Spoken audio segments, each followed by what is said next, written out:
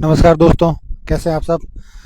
आज है 21 मई और आज के दिन भी जोधपुर में बहुत ज़्यादा गर्मी है, बहुत बुरे हालात हैं बाहर।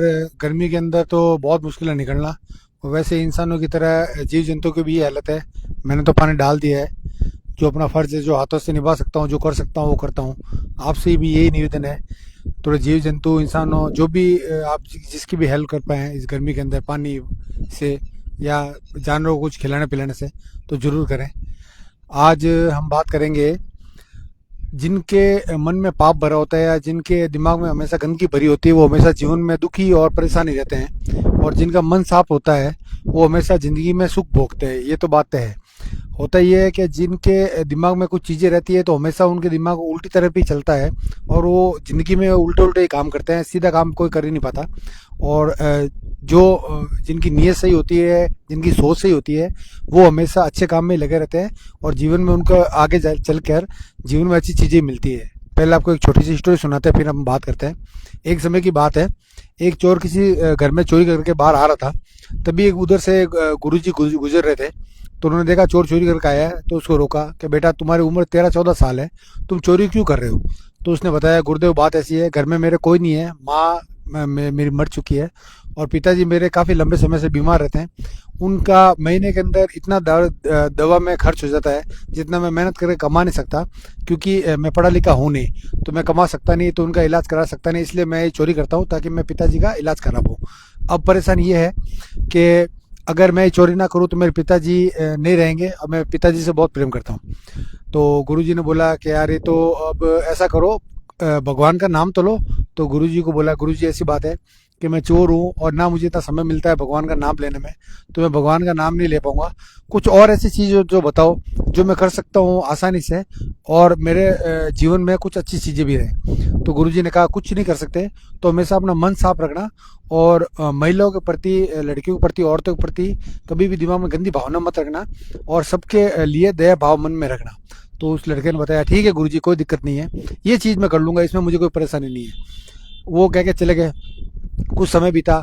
एक बार उसी राज्य में जो राजा की रानी थी उसके पुत्र प्राप्ति नहीं हो रही थी। तो उसने रानी को कहीं दूर घर से, महल से दूर रख रखा था। लेकिन उस मकान के या जो भी किला था उसके आसपास सादी वर्दी में राजा जी के सैनिक तैनात थे। तो वो चोर को पता नहीं था कि ये रानी का घर है।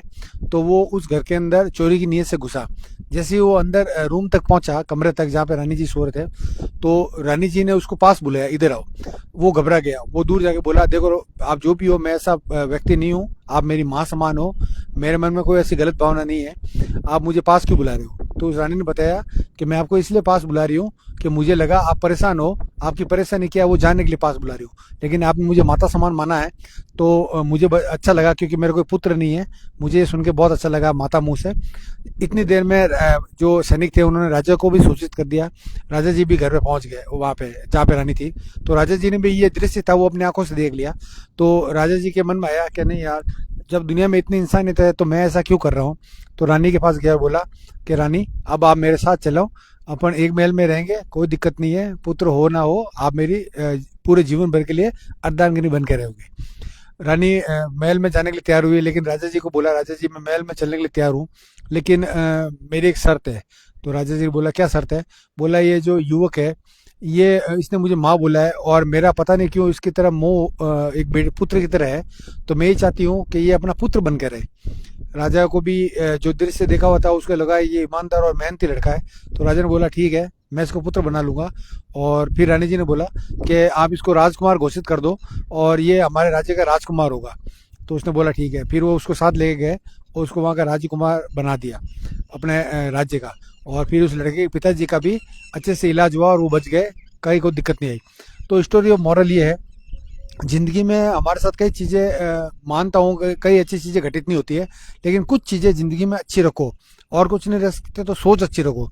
अगर हम किसी महिला, लड़की या किसी के प्रति भी अगर अच्छी भावना रखें, सद्भाव की भावना रखें, तो भगवान हमारी सुनता जरूर है। क्योंकि जो हमारा मन अगर साफ है किसी के प्रति, तो हमारी सोची हुई जो अच्छी चीज़ें होती है वो हमेशा होती है। और अगर मन में अगर पाप रहता है तो कभी भी चीज़ें हमारी अच्छी बुरी सोची हुई भी नहीं होगी। तो कहने का मतलब ये है, हमेशा इज्जत सम्मान और रेस्पेक्ट से बात करो। भले वो घर के अंदर आपके काम कर रहा हो, भले वो मजूर हो, भले आप रास्ते में किसी फ्रूट वाले से, ठेले वाले से, सब्जी वाले से कुछ ले रहे हो, कोई पद में, कोई पैसे में, किसी भी तरफ से आपसे छोटा हो, तो हमेशा उसको सम्मान की नज़रों से देखो और सम्मान से बात करो।